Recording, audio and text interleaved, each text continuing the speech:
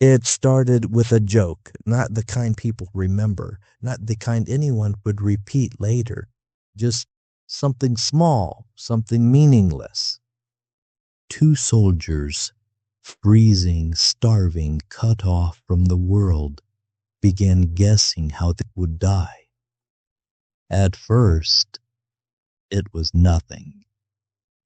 A distraction and a way to fill the silence that had started to feel too heavy.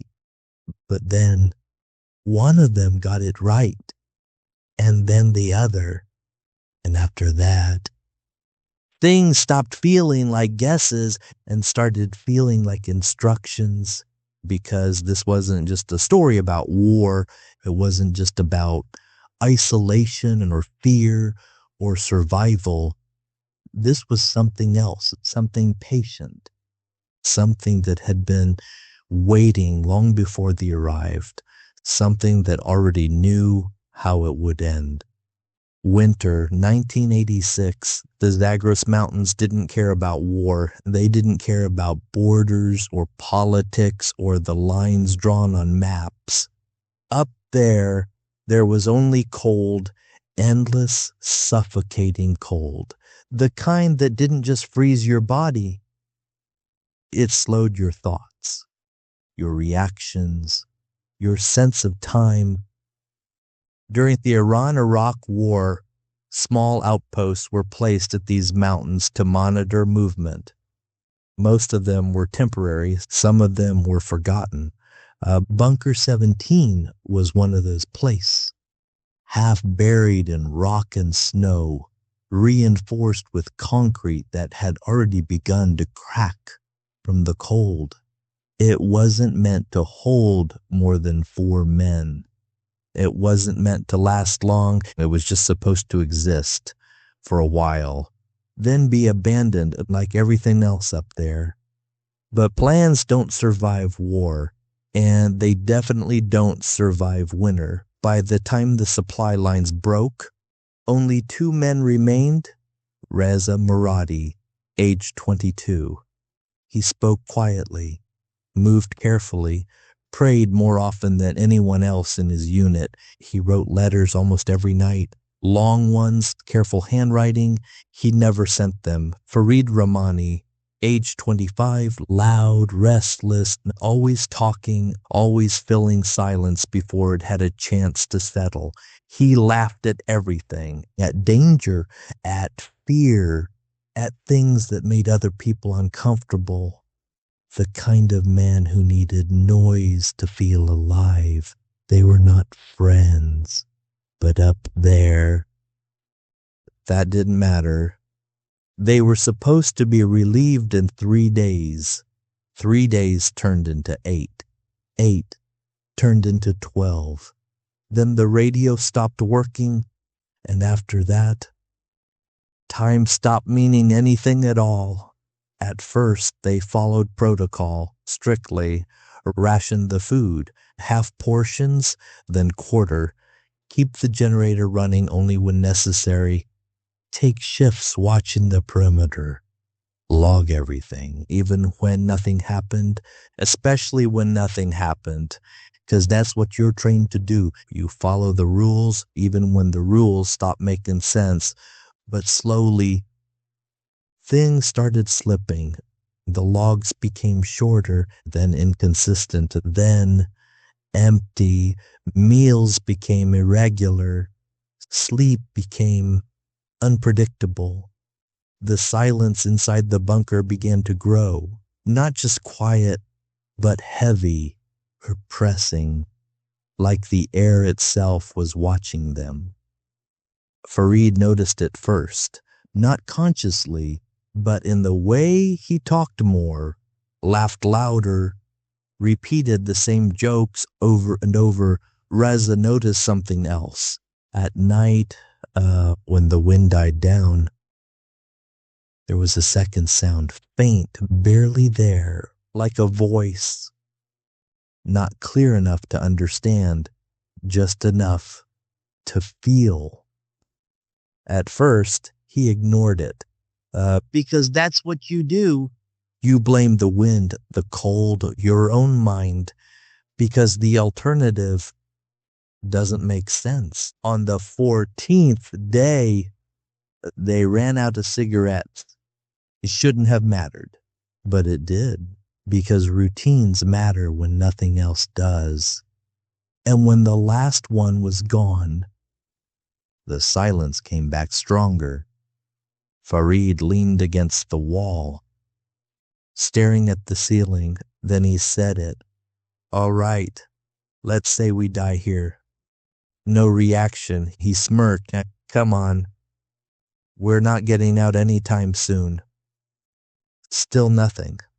So what do you think? Freezing? Starvation? Maybe we just fall asleep and don't wake up?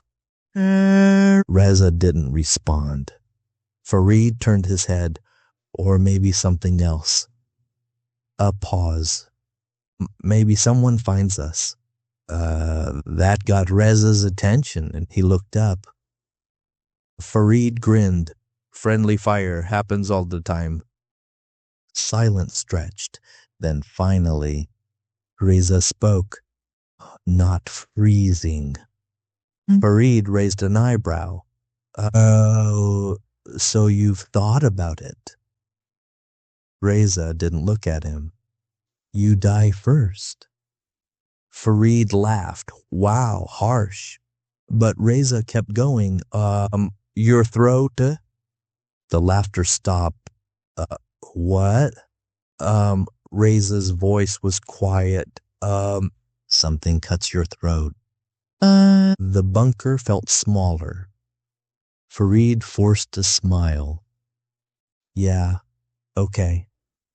He looked away. Good one. But later that night, he didn't sleep the same way. His hand rested against his neck, without him realizing it. The next morning, the storm had passed. For the first time in days, the sky was visible, a pale, empty gray. Farid pushed the door open. Cold air rushed in, sharp, almost painful. We need to check outside. Reza hesitated, but he followed. The snow was untouched, smooth, silent, and then Farid stopped. You see that? Reza stepped closer. Footprints, clear, deep, leading straight to the bunker. But not away. They just stopped at the door. Farid looked around. There was nothing else. No tracks, no signs of movement, just those prints. Reza whispered.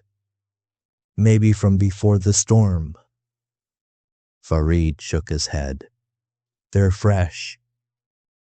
Neither of them said what they were thinking because it didn't make sense. And things that don't make sense are better left alone. That night, the whispers came back, but this time they were different, closer, clearer, and Farid heard them too. You hear that? Reza nodded slowly. The sound wasn't outside anymore. It was inside. Somewhere in the walls, or beneath them, a voice, low, repeating something. Farid stood up quickly. Who's there? Silence, then a breath. Close. Too close. Right behind them. They turned. Nothing, but the air had changed. It felt occupied. The next day, Farid didn't joke, didn't talk. He sat in the corner, staring at the wall. Hours passed. Then suddenly, what about you? Reza looked up. Farid's eyes were bloodshot. How do you die? Reza shook his head. I don't know. Farid stood slowly. Tell me. Reza hesitated. Then I see blood. Farid swallowed. From what? Reza's voice dropped. Your knife. After that, the bunker became something else. Not a shelter, not a post, something smaller, tighter, like the walls had moved closer. Farid stopped sleeping. Every sound made him flinch. Every movement felt like a threat. He watched Reza constantly, as if waiting, as if, expecting something. Even when nothing was happening, especially then. Because now there was a pattern, and once you see a pattern, you can't unsee it. That night, Farid woke up screaming. Reza rushed to him. Farid was shaking. I saw it. Reza didn't ask. He already knew. My throat. Day 18. There was no plan and no trigger, just pressure, building slowly until it broke.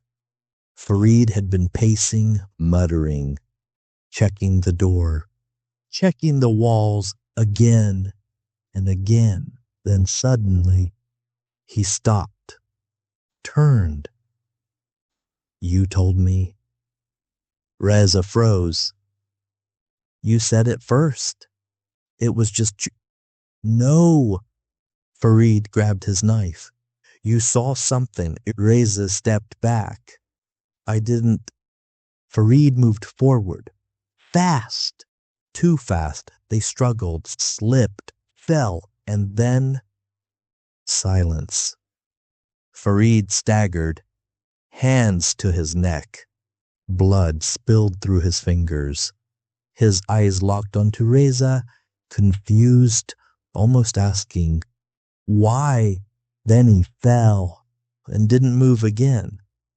Reza didn't react at first. He just stood there, breathing, listening, waiting as if something else was supposed to happen next.